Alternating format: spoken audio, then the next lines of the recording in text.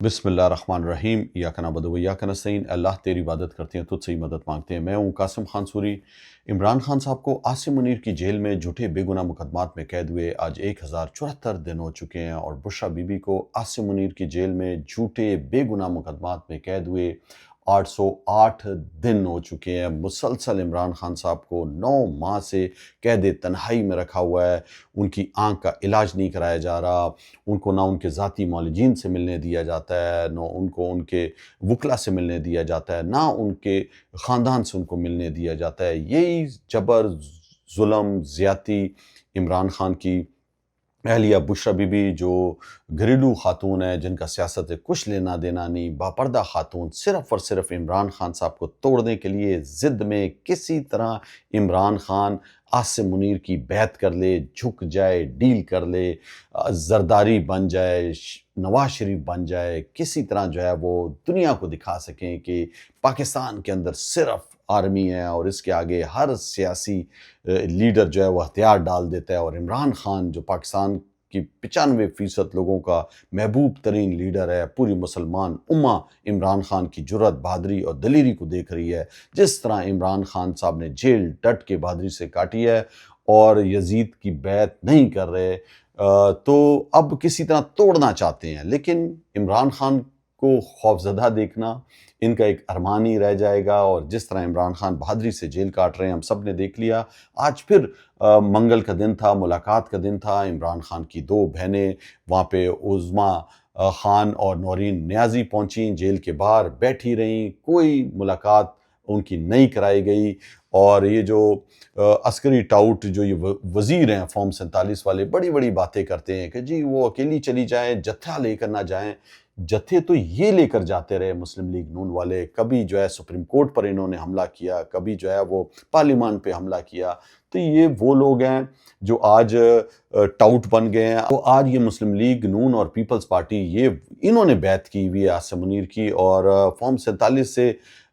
جتایا گیا ہارے ہوئے لوگوں کو، اور آج جو پاکستان کا بیڑا غرق کیا ہے وہ انہی کی وجہ سے ہے۔ عاصم منیر بری طرح ناکام ہو گیا ہے، اور میں آپ کو تمام اس کی ناکامی کی پوری داستان آپ کے سامنے رکھوں گا کہ کس کس محاذ پر عاصم منیر رجیم ناکام ہوئی، اور اب تو اتنی زیادہ خوفزدہ ہو چکی ہے، اتنی زیادہ پریشانی کا عالم ان پہ ہے، اتنا زیادہ عمران خان فوبیا ہو چکا ہے کہ پریشان ہے کہ ہم کیا کریں۔ جس جگہ ہاتھ ڈالتے ہیں وہاں پہ بربادی اور بربادی لے کے آ جاتے ہیں۔ حلیمہ خان کہتی رہ گئیں پاکستان تحریک انصاف کے تمام لیڈران کو، تنظیم کو، کہ باہر نکلیں، اور ایک ہی راستہ ہے، وہ راستہ ہے مزاحمت، مزاحمت، مزاحمت۔ پرامن رہتے ہوئے ہم نے باہر نکلنا ہے۔ اب جب حلیمہ خان خیبر پختونخوا میں نکلی تو عوام کی پذیرائی ہم سب نے دیکھی، اور جس طریقے سے ان کو ویلکم کیا گیا، تو اس پر بہت سی باتیں بھی کی گئیں، اور جو صافی عسکری ٹاؤٹ ہیں انہوں نے بھی بولنا شروع کر دیا کہ دیکھا پی ٹی آئی میں جو ہے وہ اب موروثیت آ رہی ہے، اور موروثیت کی طرف آ رہی ہے۔ تو پہلی بات یہ ہے کہ سیاست میں پی ٹی آئی موروثیت لے کے آ رہی ہے، تو سیاست تو آج کل ہو نہیں رہی۔ آج کل تو جو ہے وہ تو ماشاء اللہ پلس عاصم لا لگا ہوا ہے۔ اس میں تو نہ آپ کو بولنے کی آزادی ہے، نہ آپ کو سیاسی کام کرنے کی آزادی ہے، نہ آپ اپنے حق کے لیے بول سکتے ہو، نہ جو ہے وہ آپ فری اینڈ فیئر الیکشن کرا سکتے ہو۔ تو ہم سب نے دیکھ لیا کہ جس طریقے سے عاصم لا کے اندر فارم 45 جو جیتا ہوا تھا اس کو ہرا دیا گیا۔ آپ اگر حق اور سچ کی آواز اٹھاتے ہو تو آپ دیکھ لو ایمان مزاری کا حال، اس کو جیل میں بند کر دیا گیا، حاملہ خاتون ہے وہ۔ اسی طرح ہم نے دیکھا کہ پاکستان تحریک انصاف کی جو مائیں، بہنیں، جو بیٹیاں جو سیاست میں آئی ہوئی تھیں، جو حق اور سچ کے لیے لڑ رہی تھیں، ڈاکٹر یاسمین سے لے کر عالیہ حمزہ سے لے کر صنم جاوید سے لے کر، یہ تمام خواتین جو حق اور سچ کے ساتھ کھڑی تھیں، ان پہ جھوٹے مقدمات بنا کر یا تو جیلوں میں ڈالا ہوا ہے، یہ وہ آج بھی جو ہے وہ عدالتوں کے چکر لگا رہی ہیں۔ اب جب حلیمہ خان کو جو پذیرائی ملی ہے، جس طرح وہ عوام میں گئیں اور لوگوں نے ان کو ویلکم کیا، اور انہوں نے کہا کہ وہ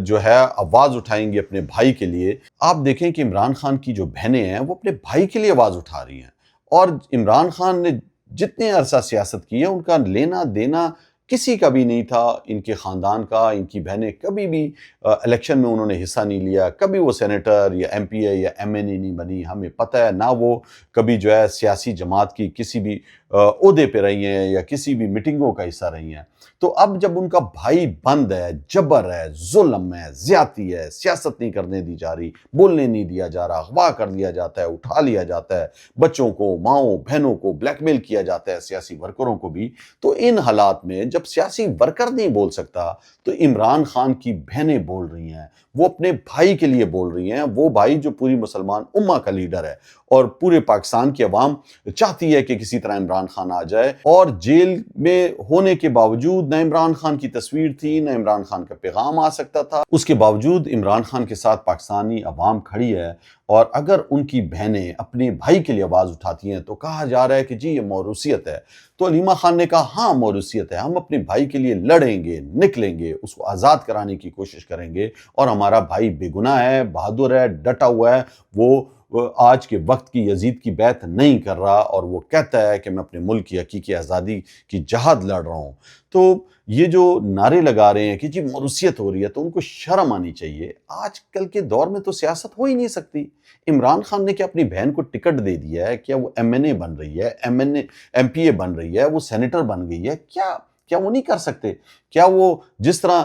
آصف علی زرداری جو ہے وہ لے کر چل رہا ہے، پہلے ذوالفقار علی بھٹو، پھر بے نظیر بھٹو، پھر آصف زرداری، پاکستان کھپے کا نعرہ لگانے کے بعد اب آپ دیکھ لیں بلاول جو ہے وہ بھٹو زرداری ہو گیا، اور اب اس کی بہن آصفہ آ گئی۔ تو یہ ہے موروثی سیاست۔ دوسری طرف آپ دیکھ لیں نواز شریف، شہباز شریف، حمزہ شریف، اور اس کے بعد مریم شریف، پھر اسحاق ڈار، پھر علی ڈار، اور دوسری طرف پورا خاندان آپ دیکھ لیں۔ اسی طرح آپ دیکھ لیں خواجہ آصف کا پہلے والد جو ہے وہ بوٹ چاٹتا تھا ضیاءالحق کے، اب جو ہے پہلے اس نے باجوہ کے بوٹ چاٹے، اور 2018 میں ہارا ہوا الیکشن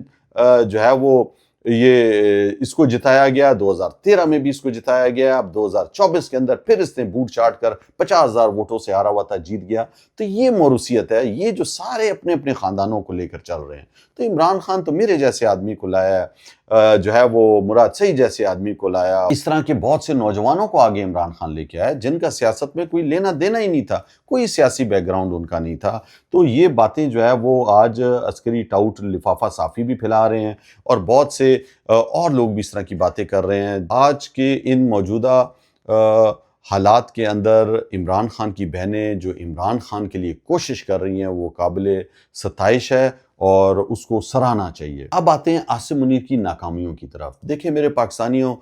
پاکستان کا جو سب سے بڑا مسئلہ ہے وہ یہی ہے کہ پاکستان کی آرمی کو استعمال کر لیا جاتا ہے۔ آرمی چیف جو ہے وہ اس کو اتنے زیادہ اختیارات ملے ہوئے ہیں کہ وہ کسی کی بھی پینشن ختم کر سکتا ہے، کسی کو بھی ریٹائرڈ کر سکتا ہے، اور پاکستان میں سیاست چلنے نہیں دی جاتی۔ کتنی دفعہ تو ڈائریکٹ مارشل لا لگا کے یہ بیٹھ گئے، انہوں نے ملک کا بیڑا غرق کیا، اور پھر جو ہے اب جو نیا ہائیبرڈ سسٹم ہے کہ پیچھے سے بیٹھ کے کنٹرول کرنا اور اپنی مرضی کے لوگوں کو حکومت میں لانا۔ تو سب سے بڑی ناکامی جو تھی وہ یہ جو کہتے تھے کہ عمران خان پر ریڈ کراس ہے، عمران خان کا کوئی نام لینے والا نہیں ہوگا، عمران خان کی پاکستان تحریک انصاف الیکشن میں نہیں آئے گی، وہ اسمبلیوں میں نہیں آ سکے گی، جماعت ختم ہو جائے گی، اور لوگوں کو چھڑوایا گیا، توڑنے کی کوشش کی گئی۔ عمران خان کا نام آج بھی زندہ ہے۔ عمران خان ہی جو ہے وہ کہتا ہے کہ خیبر پختونخوا کا وزیر اعلیٰ تبدیل ہو تو وہ تبدیل ہوتا ہے، نیا لگاتا ہے تو نیا آ جاتا ہے۔ اسی طرح قومی اسمبلی کا اپوزیشن لیڈر کہتا ہے محمود خان اچکزئی ہوگا تو وہ آ جاتا ہے۔ وہ کہتے ہیں کہ سینٹ کا لیڈر جو ہے وہ علامہ راجہ ناصر ہوں گے تو وہ بن جاتے ہیں۔ تو کوئی نہیں روک سکتا عمران خان کے نظریے کو۔ ہم سب نے دیکھ لیا، لوگوں کو شہید کیا گیا، مارا گیا، 9 مئی کا ڈرامہ رچایا گیا، 26 نومبر کیا گیا، سب کچھ ہو گیا، ہزاروں لوگوں کو جیلوں میں بند کر دیا۔ تو عمران خان حقیقت ہے، عاصم منیر ڈنڈے کے باوجود جو ہے آج بھی پاکستان کا سب سے ناپسندیدہ شخص ہے،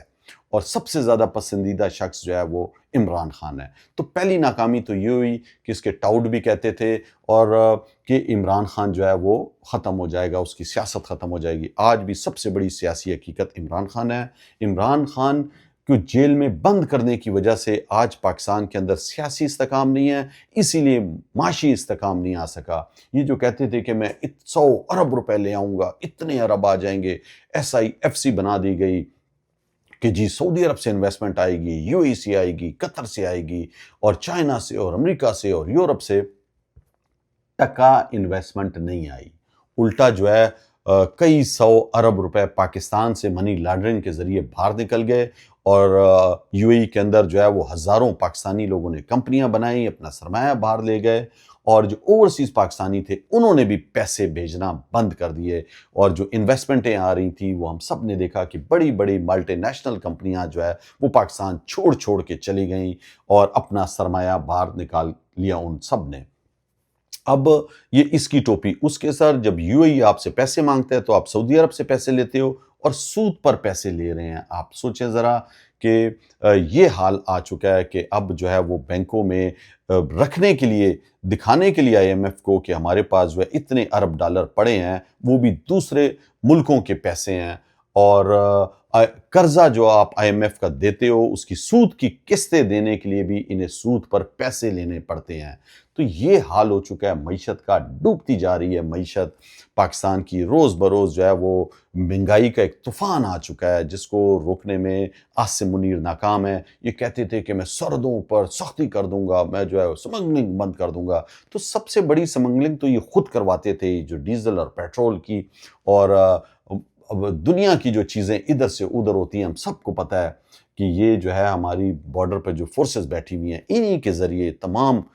سمگلنگ ہوتی ہے، جو آج تک جاری ہے، اس کو کوئی ختم نہیں کرا سکا۔ تو اسی طرح ان کی جو باتیں تھیں کہ سیاسی استحکام آ جائے گا، تو آج تک یہ جو انہوں نے الیکشن چرایا، سب سے پہلے تو اس کا بھانڈا پھوٹ گیا، پوری دنیا نے دیکھا کہ طاقت کے ہوتے ہوئے جو ہے وہ پھر بھی پاکستانیوں کو پتہ چلا کس طرح فارم 45 سے انہوں نے 47 بنایا، پھر ان چوروں اور لٹیروں کو یہ جو شہباز شریف کو بٹھایا جس پہ 16 ارب روپے کے اسی دن چارجز دے، جس دن اس کو امپورٹڈ سرکار کا وزیر اعظم بنا دیا گیا، اور اس کے بعد تک آج تک 5واں بجٹ پیش ہو رہا ہے، لیکن بجٹ جو ہے وہ صرف نمبروں کی ہیر پھیر ہے، اور اب تو اتنی بڑی ناکامی عاصم منیر کو ہو چکی ہے کہ اس کے اپنے جو فوج کا ادارہ ہے وہ پریشان ہے۔ پاکستان کی تاریخ میں نہیں ہوا کہ کبھی بھی آپ جو ہے وہ دفاعی بجٹ آپ کے پاس نہ ہو، اتنے پیسے ملک کے پاس نہ ہو۔ آج جو ہے یہ عاصم منیر نے ملک کا یہ حال کر دیا ہے